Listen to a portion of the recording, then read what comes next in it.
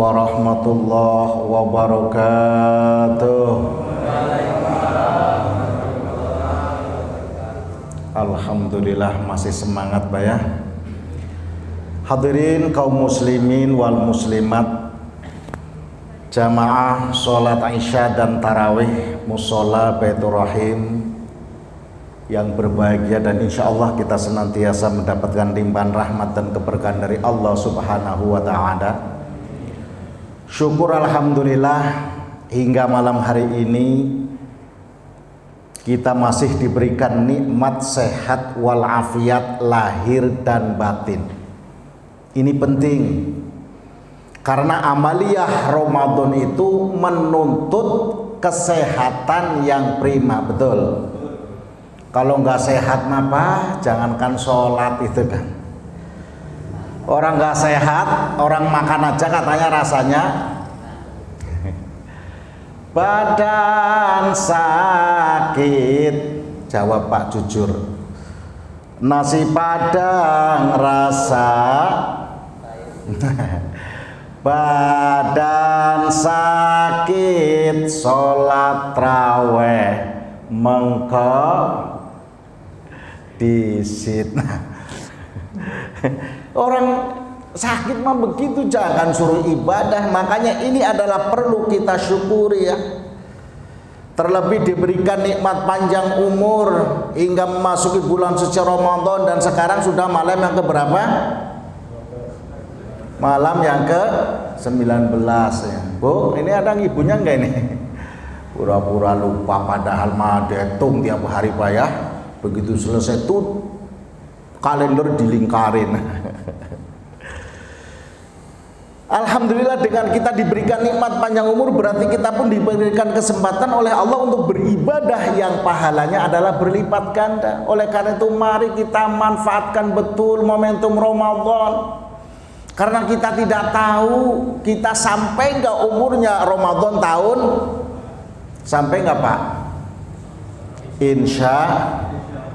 Tapi insya Allah kalau dilihat ya sering kerokan, duduk gak kuat dingin, senengannya nyender, kok tahun depan apa ya? Namanya umur kita mah kagak tahu, umur kagak pakai abjad, Ahmad, gak bisa.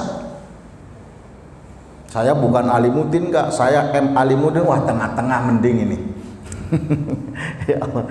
Nggak mengenal usia, nggak mengenal abjad, itulah umur kita. Oleh karena itu pada kesempatan yang mulia ini kami akan menyampaikan tentang birrul walidain. Apa sih itu birrul walidain? Birrul walidain itu adalah artinya berbakti kepada kedua orang tua kita, yaitu bapak dan ibu. Materi ini penting saya angkat, kenapa? Karena apa? Kehidupan saat ini yang terjadi apa? Katanya kita hidup di zaman milenium, zaman yang serba IT. Nyatanya seorang anak yang apa? Tidak patuh kepada orang tua, ada. Banyak anak yang menyakiti orang tua, ada enggak?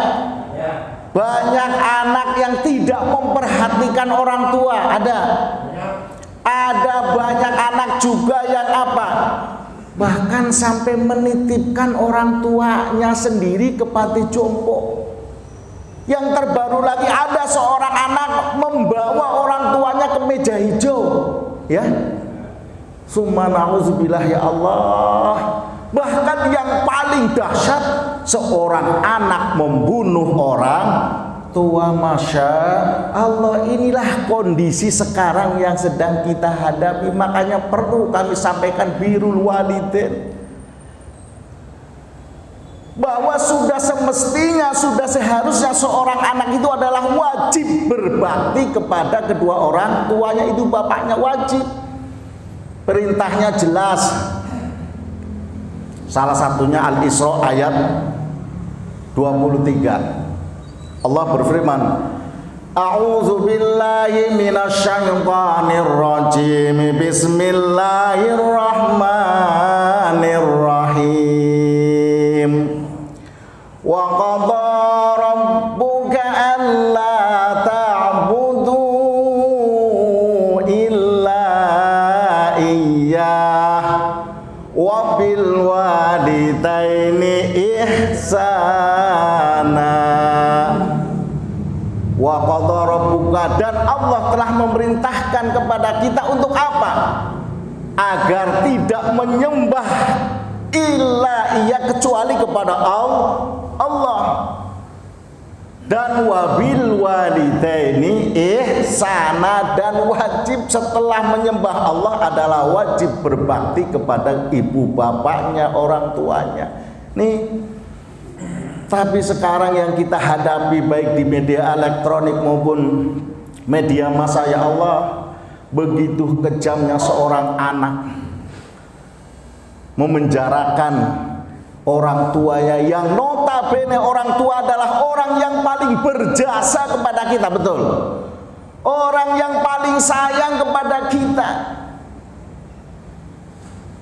Bahkan oleh Allah, khususnya ibu-ibu tuh, oleh Allah diberikan reward yang istimewa.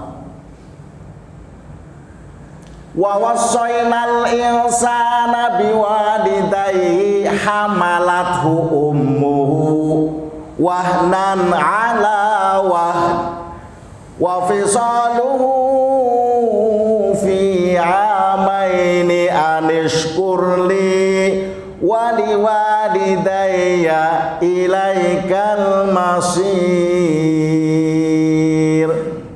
Nih, seorang ibu di mata Allah, kedua orang tua kita itu adalah orang yang paling mulia. Di mana kemuliaannya? Seorang ibu adalah punya jasa besar. Dia telah melahir, telah mengandungnya. Kita kan mesti kan pernah jadi seorang anak kan, Pak ya? Mesti ya. Apa ada yang keluar dari pohon pisang? Nggak ada, ya Allah. Ibunya telah mengandung 9 bulan 10 hari, itu katanya karo normal gitu ya.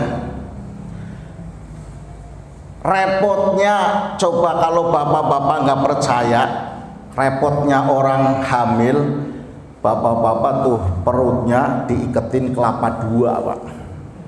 Bapak dibawa kemana aja, mau kerja dibawa, mau mandi dibawa, mau ke WC dibawa. Kira-kira susah nggak, Pak?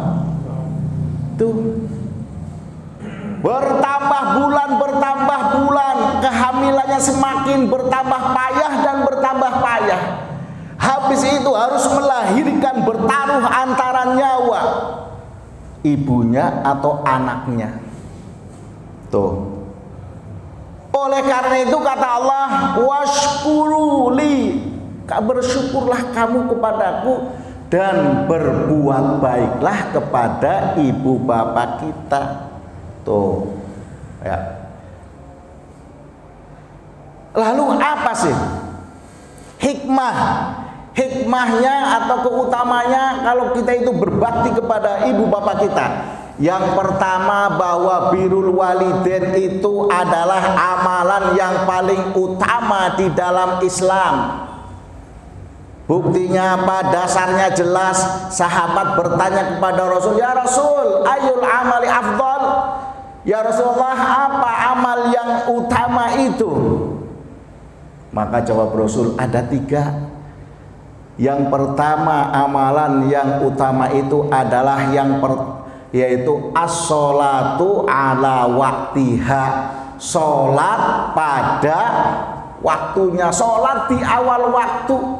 Jadi ibadah sholat itu adalah on time, bukan sometimes, apalagi anytime, kadang-kadang ya. Jadi sholat itu adalah on time.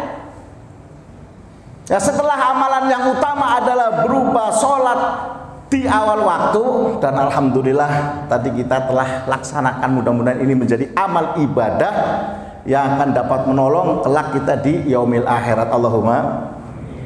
Yang kedua apa? Yaitu berbakti kepada kedua orang tua kita. Ya, makanya jangan sembarangan sama orang tua. Yang ketiga baru jihad fisabilillah, berjuang di jalan Allah. Yang kedua, biar cepat hikmahnya,